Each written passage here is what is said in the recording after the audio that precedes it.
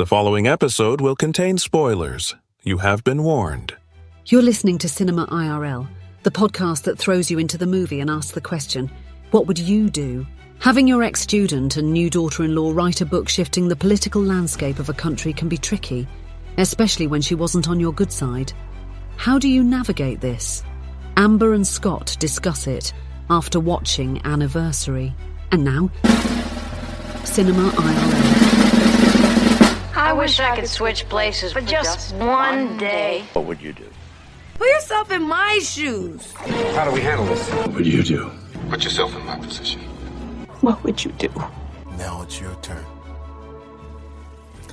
I did not realize that future documentary was a subject that you could, or a classification of movie that you could find, but yet here we are. Yeah, I can understand why you might want to categorize this episode's film like that. Yeah, it's I went to go see a fiction movie, and I'm not so sure that I saw one. Alrighty, ladies and gentlemen, this episode we are talking about Anniversary. Ellen and Paul witness their lives fall apart when Ellen's former student Liz reappears and starts dating their son. As Liz becomes a part of the Taylor family, tensions rise and loyalties are tested as Liz's role in The Change, which is a controversial rising movement, starts unraveling the fabric of the family. So this film, in short, is about a family that's well-adjusted and happy. There's 3 daughters and a son. They have parents who've been married for 25 years. They're living a good life until the son brings home Liz. And Liz was a former student of the mom's back at Georgetown who had a radical idea of getting rid of political parties. And there was some tension there, and Liz left, and now Liz is dating her son. I mean, it's not a bad idea.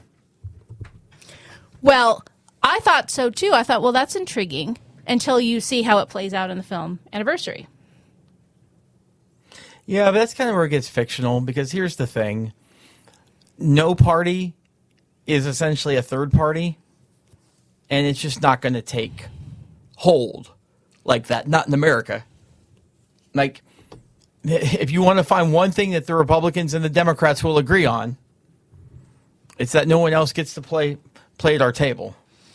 Well, what we saw happen is basically the lockdown of America, that people were suppressed into going along. Some people willingly went along, but those who didn't were pressured into going along with monitoring on the web and census takers that go way far beyond what the census actually is and should be. Yeah, those were not census takers. Those were, I mean, you can call them census takers, but they do not represent, as a guy who actually was once a census taker, yeah, no, that's not even remotely close to what a census worker does. And there's a curfew, and there's drones that fly away giving you warnings about getting back inside for the curfew. So it turns America into an insanely oppressive environment where everyone is kept under the thumb of the government. Well, yeah, definitely kept under the thumb of the government. There's no question about that. It just... And Josh, who is the son who brought Liz home, is a little lost, kind of has been the least intentional of the 4 kids, and he brings home Liz and basically falls in line with Liz's agenda because she ultimately puts this concept into a book called The Change, which then sweeps the country, and it is funded not by a publishing house, but by a corporation. And also in this environment, journalism is completely squashed, which, when you talk about a documentary about the future, and journalism is certainly under attack at this point in America. But Josh falls in line with, we are a living example of the change, and we are this modern couple that's changing America, and changes his personality drastically. Yeah, he got swept up in all of it. It's Power changes people. certainly kind of reminds me a little bit of what might have been like the origin story on The Handmaid's Tale. Yeah, it certainly felt very similar in tone. So there's a lot of what would you do here's so many to start. But I would say, what would you do in this situation where Liz now has written this popular book, it's sweeping the nation, and she is invited to come to speak at Georgetown. And Georgetown is where she was a student of Ellen's, who was a professor. And Ellen railed her at the time because she thought this notion, because before it was a book, it was a thesis. And Ellen thought it was dangerous and frightening, and there was some sort of something or another, and Liz ended up leaving the school. So now Liz is invited back to Georgetown, and she says, "Oh, Ellen, I would love it if you would introduce me." Because there is just this ongoing conflict between Ellen and Liz. What would you do if you were Ellen and your now daughter-in-law has invited you to introduce her as the face of this movement, and years earlier you had already gotten familiar with her ideas and concepts and thought she was a dangerous person with dangerous ideas? I might have started off by not being such a bitch to her. What do you mean? Ellen was horrible to her. Well, we're not talking about going back in time. I mean, Even within the crux of the movie, okay. like she set up literally all the conflict between the two. So yeah, I mean, Well, that's interesting because I see you very easily assuming that role. If there was someone in your home who was now a part of your family who you clashed with on an ideological level, I see you being like that. This person's now in your home. They've integrated themselves into your life, and they have political ideas that you think are dangerous. I don't see you just being Mr. Happy Sunshine. well, that's when you talk to the son, not her. I mean, really. I mean, what's the son going to do? Well, I mean, what's the point of that? Can you make your wife be a completely different person than she is? I mean, listen, I get it a little bit, but I feel like a lot of the trouble that came upon the family was put there by Ellen. And listen, I'm all about having opposing ideologies and stuff like that. But also, when that book came out, things were still very new. If Ellen, apparently a professor talking about perspectives and stuff, if she plays nice, she probably can help actually shape what this movement ends up becoming. I don't know about that. Liz had the idea for this thesis 10 years prior and then turned it into a book. So I think she's pretty dedicated to her ideas of what the government and society should look like. Yeah, but that doesn't mean that she can't mold a little bit or try to play along. And like, here's the thing: be at the authoritarian's ear, not at the end of their sword. Well, and there's something to be said for the fact that who knows or who knew what the future held. At that point, it was a thesis that Ellen strongly disagreed with. And then, in a very passive-aggressive way, Ellen gives her an anniversary gift. She unwraps it once they leave, and it is a copy of now her thesis turned into a book. But the book, again, isn't published by an actual publishing house. It's published by a corporation. And any book that's published by a corporation, you should really be looking at with a great degree of scrutiny. Yeah, that book sold 10 million plus copies. That corporation was a publishing house, whether they started as one or not. Yeah, but they are going to pick and publish a book that benefits their stockholders, their products, their ideas. An actual publisher does not do that. They look through That's scripts. Cute. That's adorable. No, are you kidding? Everyone plays politics. A book published by a corporation is not going to go through the same standards as a book published through an actual publishing house. You don't think that there are publishing houses that have rejected books based on ideology before? That's not what I'm saying. I'm saying that if a corporation publishes a book, they're not trying to bring ideas to the public. They're trying to bring something to the public that somehow benefits them as a corporation. So are you as a publishing house. But that's different. Don't you understand the difference? One is a publishing house. Sure, they're trying to make money. But a corporation, they're trying to get political influence. They're trying to get that's it. Some sort of something other. There's a different motivation there. Don't you see that? What publishing house do you know that's not a corporation? Okay, you're missing my point. Folks, do you see my point? Or am I completely Well, you're not using making corporation like it's a different thing from a publishing house. Any major publishing house is a corporation. We don't know what business that corporation was in because they left it intentionally vague. But obviously they were something involving in the political arena.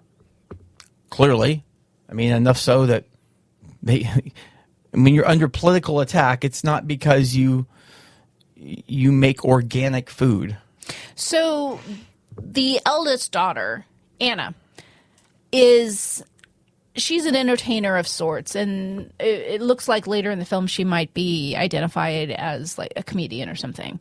And we just know she's famous early on. And it turns out as the book gets more and more momentum that Anna starts being vocal in her shows about people who are following this ideology, people who are putting these new flags above their homes and complying with the curfews and the ideas that are being put forth with this book. And she's ultimately attacked by a fan, hospitalized in a coma for 5 days, and then disappears because she's now labeled an enemy of the state. Yeah. I mean, listen, I'm all about free speech. I'm all about people being able to say what they want. 100%. But I'm also the type of person that says that, again, you're going to do more good in somebody's ear than you are going to be at the end of their sword. And, like, you have to know when to back off and use a different method. Just being a loudmouth sometimes is not the best thing to do. Now, don't get me wrong. I am plenty of a loudmouth. I'm as big a loudmouth as they come. But I also know when to shut up. And do you? Well, if you're, I don't know if I would vouch for that statement. Well, viewers, what do you think? You don't know me very well, then. When she's on stage, and she's clearly starting to incite. That's when you've got to put it down. Like at that point, she's literally inciting violence. Well, she wasn't perpetrated against her. Yeah, I don't know if she was inciting violence. She was speaking her opinion, and people did not want to hear it, which actually I thought was the disconnect with the writing there, because I thought, do these people not know who she is? Yeah, exactly. Like why is there a whole auditorium filled with people? Like, do you not know who she is? Well, that should also tell you something. If people who've paid to come see you are just all of a sudden are ready to lynch you. But you know what? That happens a lot, and obviously comedians are a breed in and of themselves, because so much of what they talk about is current events and politics and whatnot. But, you know, I think that late night TV is under complete attack in real life right now. But I think about just people who are public figures, football players or actors or musicians, and, you know, talking about politics and things that people have views on either side of the line there. So, you know, when you have that public mic, and if you use it to share your opinions, yeah, I mean, absolutely, there's going to be some people who agree and some people who don't. Well, and here's the problem. People talk about discussing politics, and no one discusses politics. They don't, really. People discuss values because your politics show what your values are. I mean, and that's really the way it is. It's the way it's always been. What do you value? What do you not value? What are you for? What are you against? Who are you as a person? Your politics says that about you. So when people get pissed off at your politics, they're not getting pissed off at your politics. They're getting pissed off at your values, which means they're getting pissed off at you. I would agree with that perspective. That's why people, like, when I hear about... and why people get defensive, because basically you're challenging who I am as a person. Yeah, when I hear about, like, somebody who's a liberal dating someone who's a conservative, and they're, like, staunchly in those camps, I'm like, how can you do that? You have opposite values. Yeah, no, that's true. That's a very valid point. It's not politics. And people that don't talk about politics, well, okay, talk about values. So it's the same damn thing. One of the things that happens in the film, which is slightly off topic from the change, is one of the daughters, Cynthia, doesn't want kids. She has no desire to have kids. And she has made this clear to her husband, but it's not the path that she wants to follow. She finds out that she's pregnant. And during a tense family dinner, when there's some conflict again between Liz and Ellen, her husband, Cynthia's husband, Rob, decides to announce, "Oh, we're pregnant," in an attempt to bring some redirection to this tense room. And it turns out, after the fact, Cynthia tells Rob, I've told you I didn't want to be a parent. I told you I didn't want kids. I aborted this baby last week. Wow. That is 7 degrees of shit show right there. That was a lot, because number one, if they had this conversation where they both know that Cynthia was pregnant, they both know, so they had a conversation at one point. What did that conversation look like that there's an abortion and they both don't know about it? Or, what would you do if you were in Rob's shoes in that point? Because you find out you're going home, you're going from this thing, and your wife says, I aborted the baby last week. Okay, so first of all, I never would have been in his shoes, because, as you know, I've been single in my life, and I've dated, and I do exactly what everyone says you're not supposed to do on a first date. I want to figure out, there's 3 things that I want to leave a first date knowing, and that is, how aligned are we on religion, how aligned are we on politics, and how aligned are we on kids?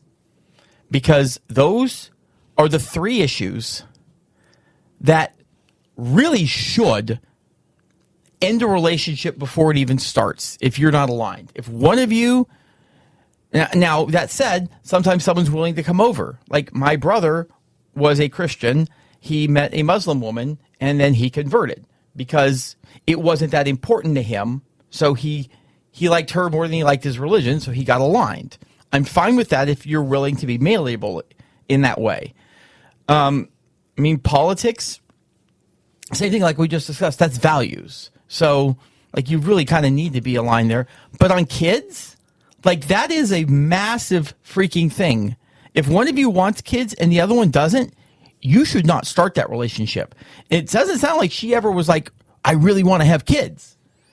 She was like, no. And if he really did, that should have been the turning point. But getting exactly to your point, I would have been... if I'm her, I'm pissed at him for bringing it up at dinner, as she was, and right to be. And if I'm him, I'm pissed at her, like 10 times more pissed at her than she should be at him when she says, oh yeah, I aborted it. Like, listen, I will agree that the final vote, the tie-breaking vote in an abortion situation is the woman's. It's her body. This is a 51-49 situation. So, but the 49 needs to be heard. You can't do that. You cannot go and abort the child and not tell the father.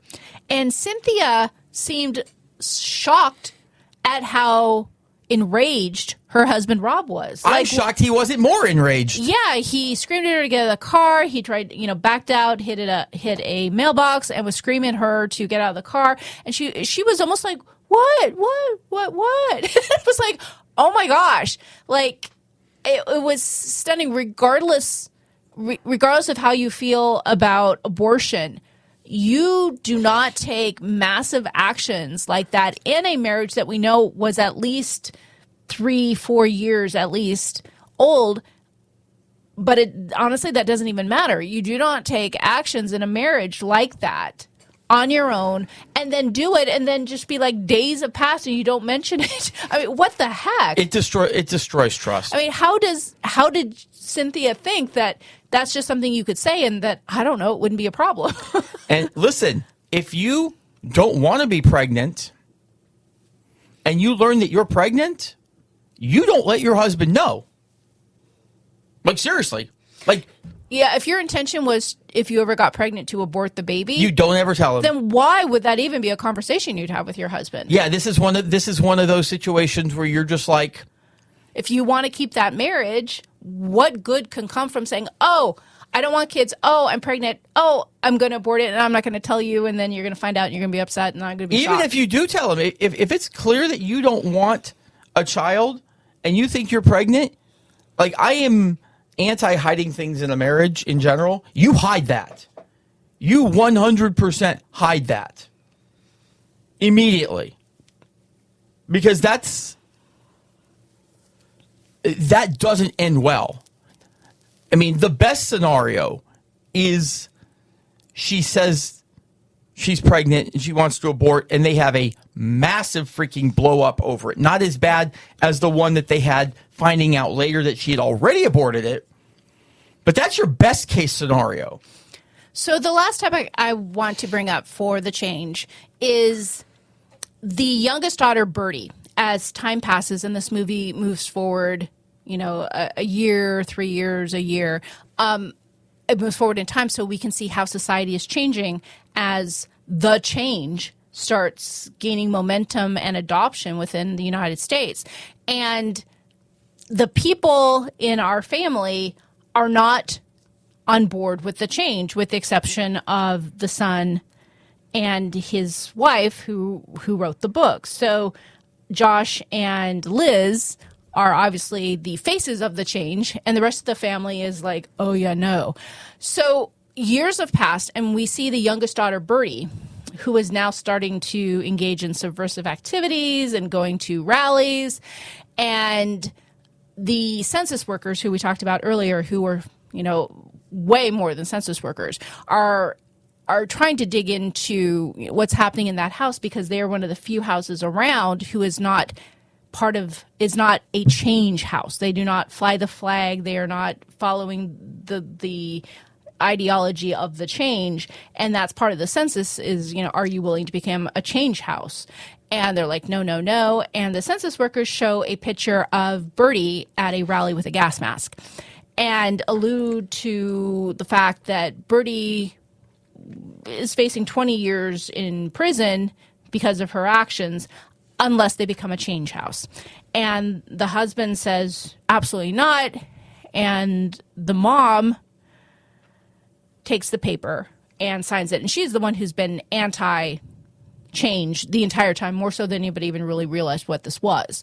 And Bertie, her daughter, is furious that her mom would do this.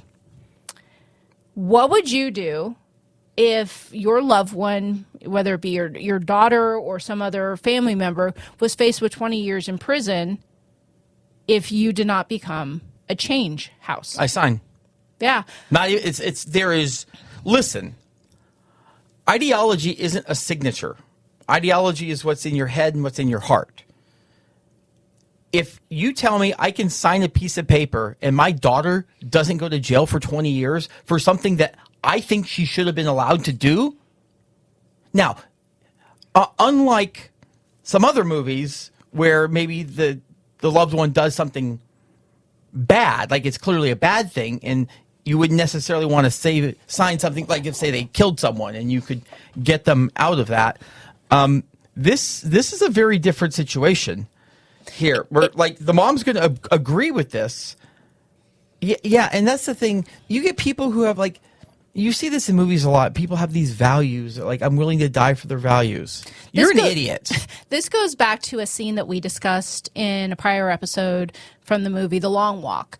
And our main character, in his backstory, his dad has books, and books at that point are outlawed. They're not allowed to be held on by private citizens. And he has this collection of books, and the dad is drug out in front of the mom and the dad, threatened to be executed unless he denounces, the idea of reading books and knowledge and independent knowledge. And the dad says, nope. And then he got shot in front of his son, and his son is forever traumatized for life.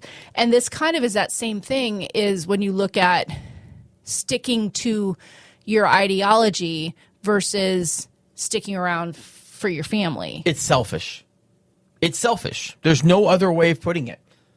Like, you want to make a point so bad that you're willing to either die and rob your family of you, or send your daughter into prison for 20 years? Yeah, I find it... Now, that said, we have a conversation with the daughter. The same one she did was like, no. I signed this. You can't do this shit anymore. Yeah, and Birdie, being someone who wanted to be vocal and fight what was happening with the change, as upset as she was that her mom agreed to become a change house, I don't think Birdie would have been too thrilled if agents had been deployed to their house and drug her off for 20 years either. So, it's...